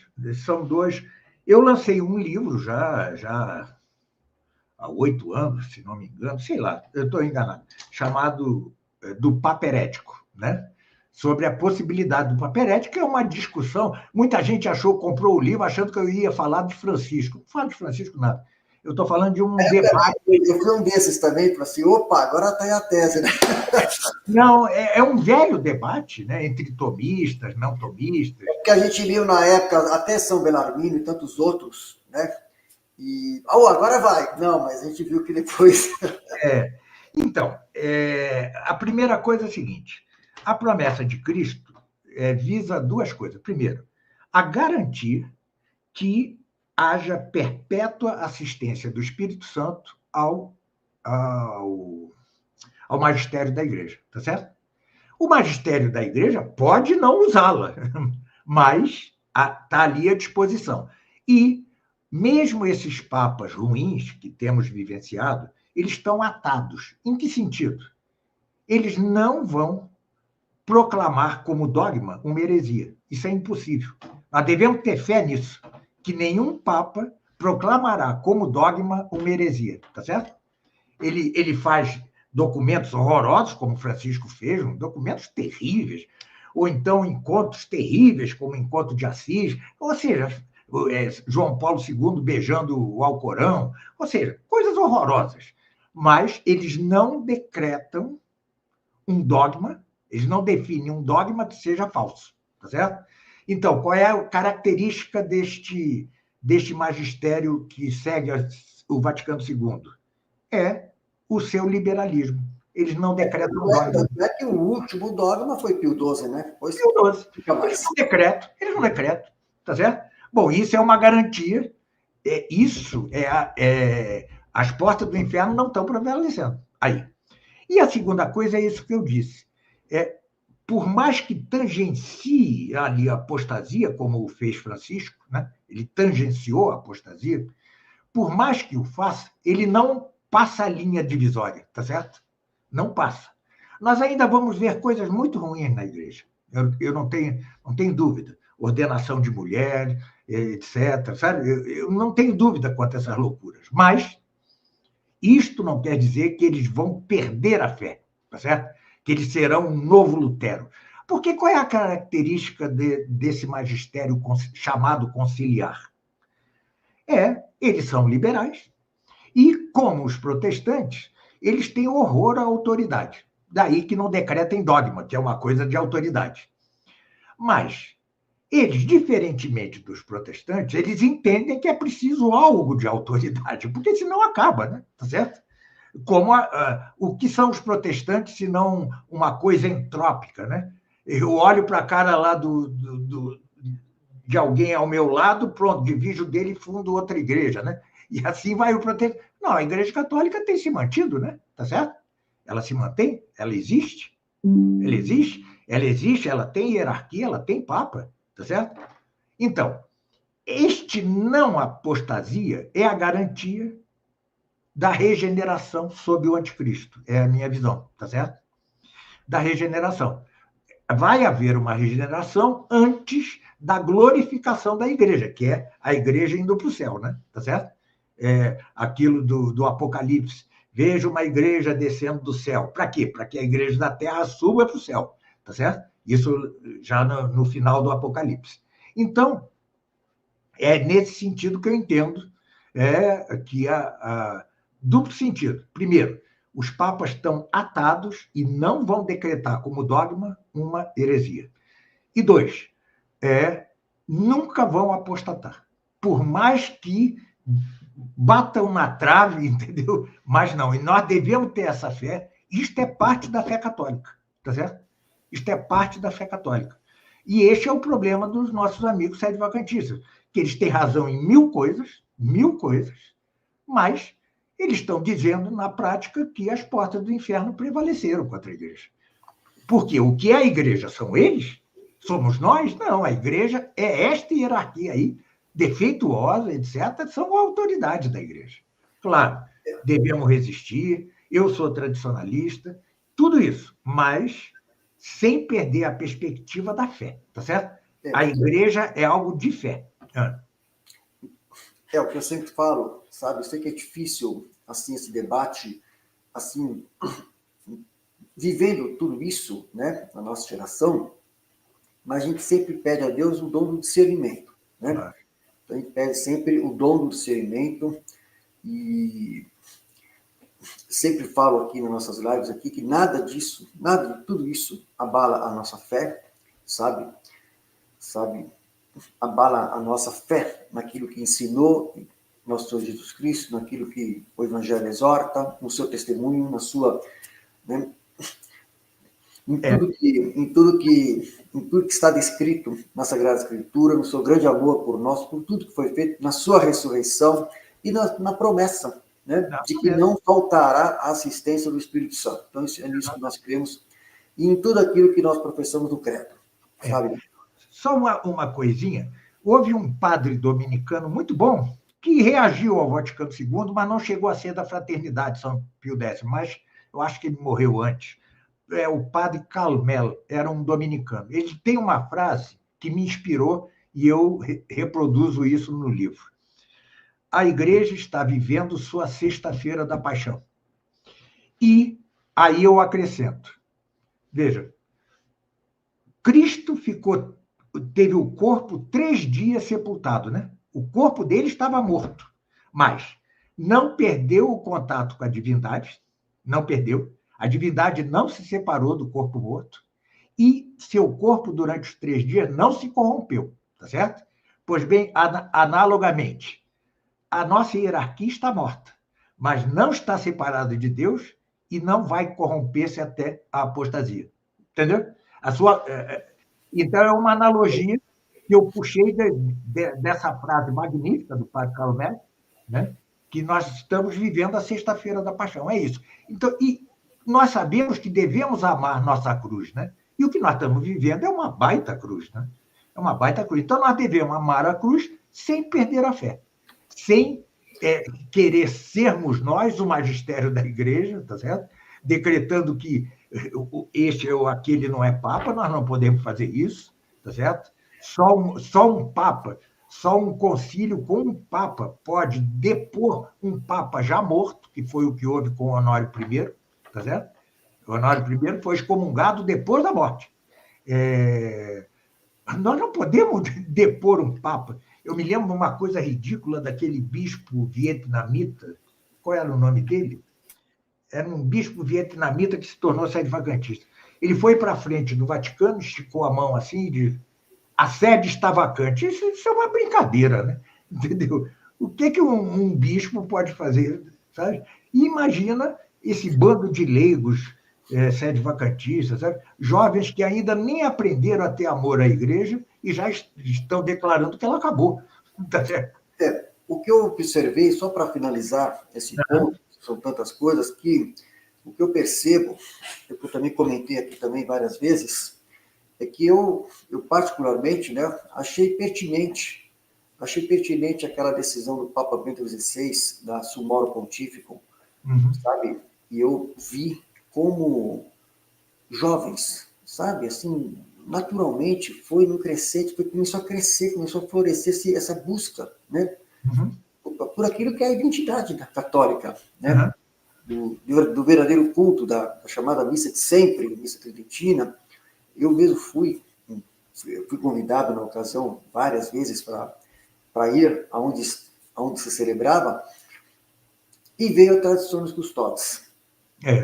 Então, eu, assim, lamentei o fato da tradição dos custódios. Eu penso que foi, na minha opinião, talvez foi desnecessário, porque o que está acontecendo? Agora, a supressão, a perseguição, a gente tem visto isso, e há um movimento aí, procurando ver, junto ao Papa Leão XIV, a revogação da tradição dos custódios. Bom, é difícil. Acho que isso, mas eu penso que, ao meu ver, foi uma atitude, um insight, foi uma decisão, penso eu, acertada do Bento XVI naquele contexto, certo? Veja que ele também revogou a excomunhão dos lefebristas. Então, houve essas iniciativas que eu achei muito importante. Mas a história está em curso. A gente ainda faz parte desse processo, a gente não sabe ainda o que, né, os desdobramentos disso ainda lá na frente, sabe? Mas o fato é que, para concluir essa imagem, tá? O fato é que, tanto que é o tema aqui dessas lives que eu tenho conversado com vários católicos, né, sobre isso, para mim é muito forte, muito significativo a imagem, né, aquela famosa imagem, primeiro a barca sobre a tempestade, né? Sim. Como Cristo vem sobre as águas e acalma. E aquela outra, né, que o próprio Cristo chama Pedro para andar sobre as águas. Pedro fica com medo, né, e desfalece, e Cristo vem e o retoma e diz: homem de pouca fé, sabe? Então essa imagem é muito forte. eu sempre vi que essa imagem é muito forte, mas mesmo sob a tempestade, como católicos, como batizados, estamos na barca, porque sabemos que o timoneiro é Cristo. Exatamente. É isso que eu penso. Exatamente, é isso mesmo. Professor Nogueira, agradeço assim pela sua live, pela sua... A gratidão é minha. A gratidão é minha. Para mim é uma honra, tá? Poder partilhar aqui o seu conhecimento. Fiquei muito assim, contente de ter as informações que o senhor trouxe em relação a Santo Tomás de Aquino, em relação ao seu livro, os comentários sobre o Apocalipse, que depois eu vou deixar aqui na descrição do vídeo Muito obrigado. O link aí para o pessoal colaborar. E agradeço, peço a Deus que dê assim, muitos anos, né, de trabalho, de proficuidade, sabe? Porque acho que é muito importante, sabe? O trabalho que está sendo feito. Veja, o senhor falou de 700 e poucas páginas, quer dizer, todos os seus trabalhos são expressivos, são volumosos, então isso é muito importante. Então, tudo isso certamente vai ainda mais enriquecer aí o acervo, né, de informações que nós precisamos como católicos para o fortalecimento da fé. E passo, então, a sua palavra para as suas considerações finais. Não, eu só tenho que lhe agradecer, uma honra para mim estar aqui. A primeira vez que eu o vi foi num ato contra o aborto em Minas Gerais, em Belo Horizonte, rezando o rosário, estava até o padre Lodge. Você lembra disso? Ah, sim. Eu atuei muito no movimento Provida, fui presidente da Associação Nacional Provida e Pro Família. Foi a primeira vez que eu o vi. Mas, então, foi uma honra para mim, eu lhe agradeço muitíssimo. E lhe digo, estou à sua disposição. Qualquer coisa que o senhor quiser, já sabe meu e-mail, né? Eu, infelizmente, não tenho celular, então, portanto, nem o WhatsApp, né? Sou meio bicho do mato. Mas tem meu e-mail, né? Qualquer coisa que o senhor quiser, é só me escrever. Eu ainda tenho tudo isso, porque eu trabalho aqui, tenho uma série de coisas, tudo, faço assessoria, Claro. Mas, certamente, mais para frente, eu também vou... Já estou aqui na roça, como diz o outro. Eu também. Eu estou na montanha, fazendo um frio de 0 grau, sabe? Aqui eu estou cercado de floresta, de mata, né? O senhor está em Nova Friburgo? Mas é na parte de Nova Friburgo não urbanizada, né? Sim.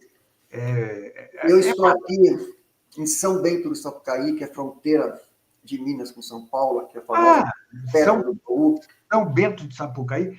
A minha primeira esposa, falecida, ela era de São Gonçalo de Sapucaí. Era em Minas também. Deve ser perto, né?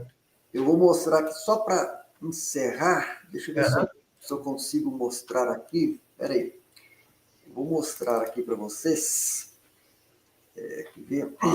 Espera aí, deixa eu mostrar aqui. Meu computador aqui, vamos ver se ele... Espera aí. Vou mostrar. Aliás, professor, agradece também ao Felipe, que fez a intermediação entre nós, né? Sim, o Felipe de Trento, né? Ele acompanha aqui as nossas lives aqui. Muito obrigado, Felipe, também.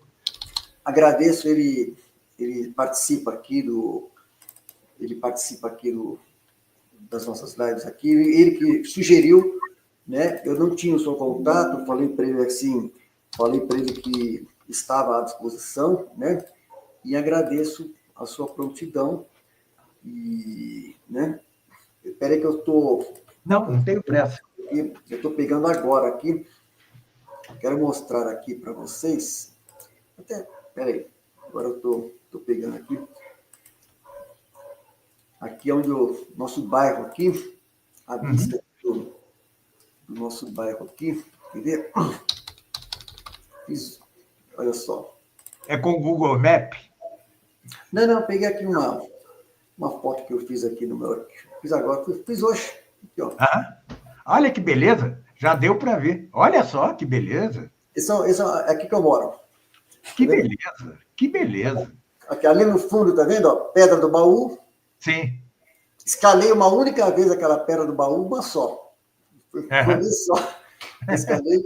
E aqui rodeado de montanhas, aqui, todo dia. Que beleza. Aqui é a mesma coisa. Onde eu moro tem muita semelhança com isso.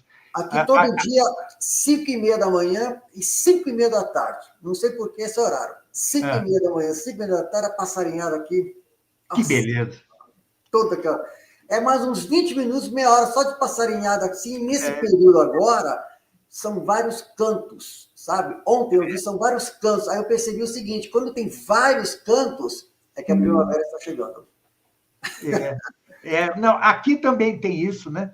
Mas aqui também, além do mais, tem mico, tem, sabe? Aqui tem tucano, aqui tem várias. Tem tucano aqui também. Tucano, tem várias. E minha esposa, que é hispânica, fica encantada, né? Está vendo uns bichos que ela nunca viu. Realmente aqui é muito agradável. Eu quero morrer aqui. É aqui que eu quero morrer, não quero mais voltar. O Rio, eu sou carioca, vivi 50 anos no Rio, não aguento mais aquilo, né? Não aguento. Professor Carlos Nogueira, agradeço, então, pela sua participação, que Deus o abençoe, que Deus lhe dê aí realmente saúde, paz, alegria, para prosseguir com o seu trabalho. Muito obrigado, agradeço a todos aqui que participaram da live. Obrigado a todos. Sempre fala, prossigamos com fé, confiança na graça de Deus. Até a próxima, se Deus quiser. Muito obrigado, professor.